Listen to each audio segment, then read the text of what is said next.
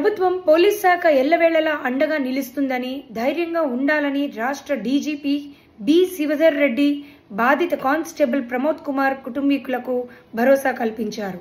నిజామాబాద్ నగరంలో ఇటీవల రియాజ్ అనే నేరస్తుడిని అరెస్ట్ చేసి తీసుకుని వస్తున్న క్రమంలో హత్యకు గురైన CCS constable Pramod Kumar కుటుంబీకులను DGP Shivadhar Reddy మంగళవారం multizone IGS Chandrasekhar Reddy, collector T Vinay Krishna Reddy తదితరులతో కలిసి వారి నివాసానికి వెళ్లి పరామర్శించారు.